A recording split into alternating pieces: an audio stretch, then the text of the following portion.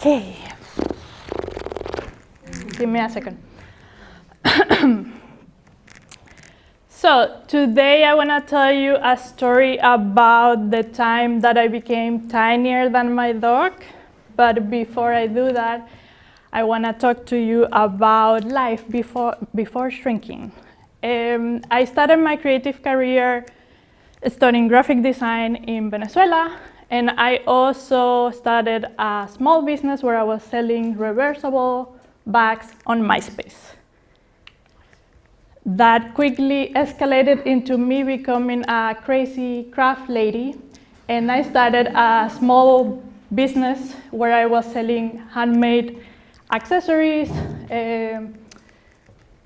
all the things that you see here, and that resonated with a lot of people, and I got to meet a lot of other creators, creatives doing similar things, and organizing events to sell our crafts and our local design. And at the same time, I was writing a blog about design in my city, which also led me to write for local magazines, eventually teaching, organizing the Oktoberfest in my city for some reason, and so on. So here I was, all happy and joyful as a creative. Venezuela, on the other hand, was not happy or joyful in any way. I'm not going to go into the details, but a lot of people started leaving the country for different reasons, and I decided to do the same because first, I was diagnosed with type 1 diabetes. Because of the crisis, it was difficult to find the basics, let's say, milk, toilet paper, and eventually also insulin. And second, I was in the middle of a shooting in front of my house, which led me to, PTSD, basically. So I didn't know where to go. I was thinking to maybe go to Chile because I heard it was going to be easy to find a graphic design job there. But I also had a friend that was interested in moving to Germany. Excuse me. We went to an informational talk. He said, I'm going to win a scholarship and move to Germany, which he did. I said, I will never move to Germany because I think it's going to be a depressing place to live in. But then again, I didn't know anything about Germany other than what everybody knows. So I decided to come here in the summer of 2013. Back then, people told me it was a summer after a very bad and long winter. So everybody was extra summery and extra happy. And I fell in love with the city. So I moved here in 2014. I would like to tell you that I went back to Venezuela, packed my stuff, and left. It's extremely complicated thanks to the situation in Venezuela. But what you should know is that I wasn't able to freely exchange my money to euros. I needed to make a request to the government to ask them for permission to buy euros. That was an extremely complicated procedure, which usually took 2 months. In my case, it took 7. And the day of the flight came, it wasn't approved. I said, I'm gonna travel anyway because it's probably gonna take another week more. It took 5 to 6 more months. So I basically had only my insulin, which is the only thing I need to survive, and the first semester in Berlin was challenging, to say the least. I was basically jumping from couch surfer, couch to couch, and living on food sharing and so on. But not everything was bad because I was very excited to be in Berlin and everything was new. And there were things in the supermarkets and so on. Like everything, there was a bit of both, a bit of the good and the bad. But not having money when you need to extend your resident permit and one of the requirements is to have money was a very stressful situation. And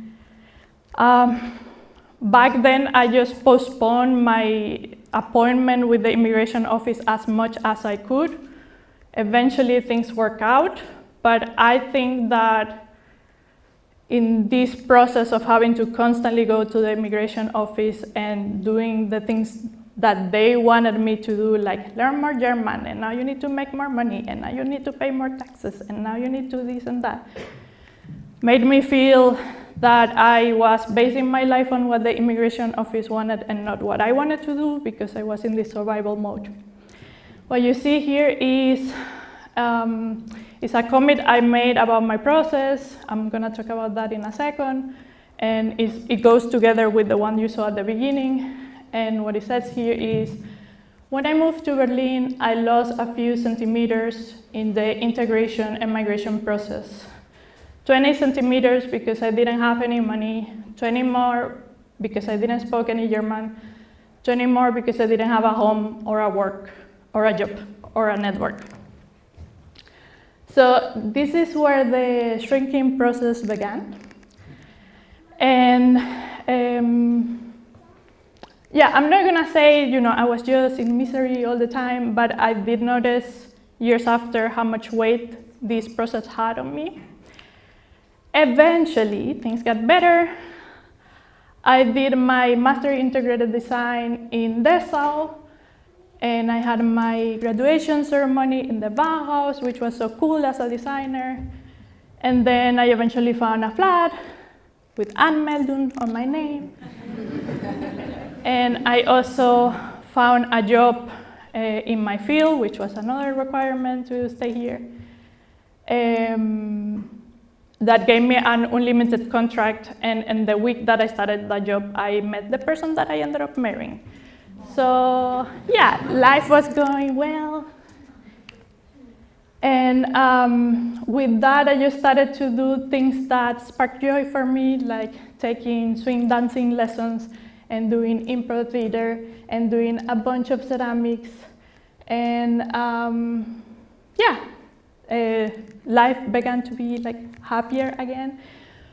But I was still not too happy with my job. I was doing UX design and research, but I didn't know exactly what I wanted to do next. And back then I started to go to a lot of networking events like this one. And I met a senior designer that eventually mentored me. And we also started a support group for women in UX, where we met once per month and talked about our careers and so on. So I was doing all of these things, and out of survival mode finally. And at this point, I went to visit my friends in Amsterdam,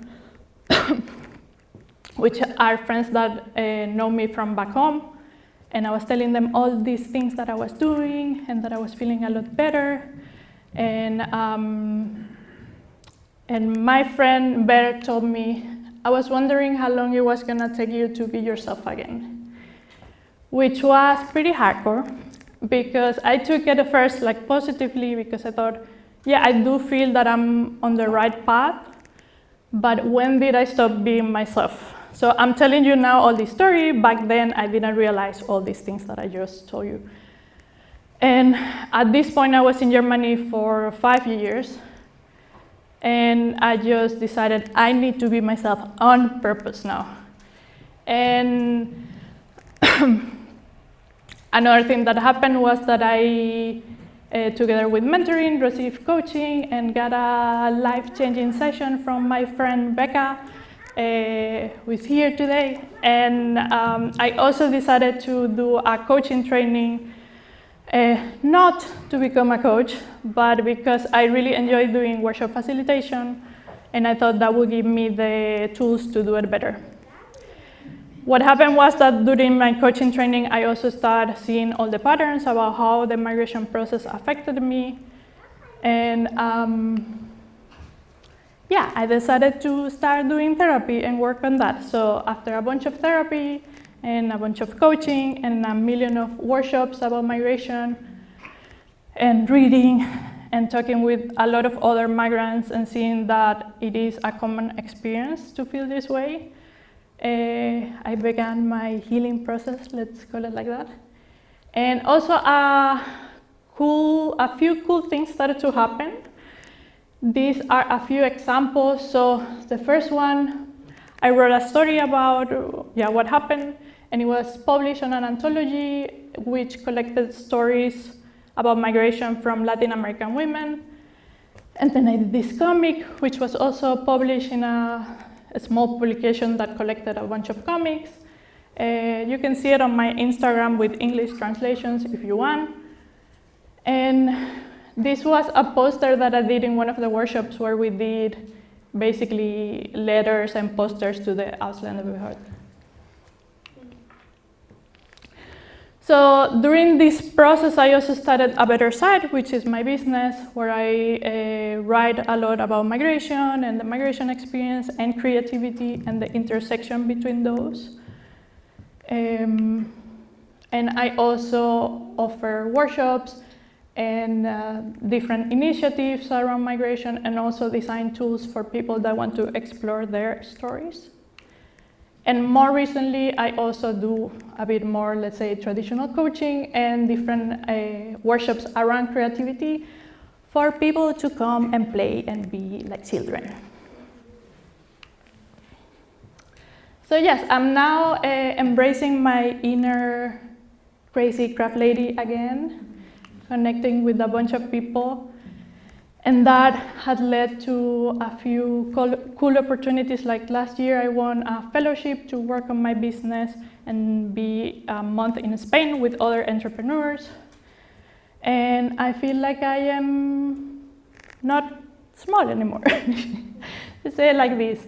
And today I talk a lot about my migration experience, but I also know now that this can happen in many different ways with many different experiences, and that might be, you're involved in a toxic relationship, or you have an abusive boss or landlord, or just having, friendships that are maybe not right for you. And if that's the case, I bring you a little offer to do further reflection. So the first step is defining how tall do you want to be. And what I mean by that is that what are the things that make life worth living, or that bring you joy, or that you really enjoy doing, or are very important for you. A lot of therapists and coaches recommend starting with core values exercises. There's a bunch of them. If you don't know what I'm talking about, just Google these 3 words and you will find tons. There is one exercise on my Instagram page. You'll have to scroll down, but I don't post that much, so you will find it from this book, Design the Life You Love, which also includes a lot of drawings, so highly recommended. These are my core values, and also they serve as a compass, so I know that when I'm doing things that are, sparking joy for me, are connected to these words, and when I have a conflict or something doesn't feel right, it's usually in conflict with these words. And I also wrote a paragraph to remember them. So when I connect with others through humor and creativity, I have a safe space to grow. Another exercise that I really like is This, Not That by Michael Bunye-Stanyard. And the idea is that you will create pairs of words that are opposite. They don't need to be exact opposite, they just need to be opposites for you. And that might be, I want to be curious, not judgy, playful, not serious. And you can also create small phrases, so step forward, not backward, hold it lightly, not take it seriously. The second step is, how will you practice being as tall as you want to be? And here I recommend picking 1 or 2 situations that you feel are right, or that you feel that, I am my true height in these situations as you wish. And 1 or 2 situations of the opposite. And that might be, okay, I know that I'm really happy when I'm facilitating workshops, so I want to do more of that.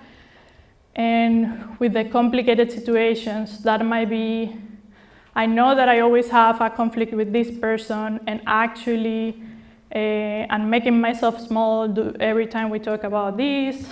And what I want to do is act in accordance to my values or so on.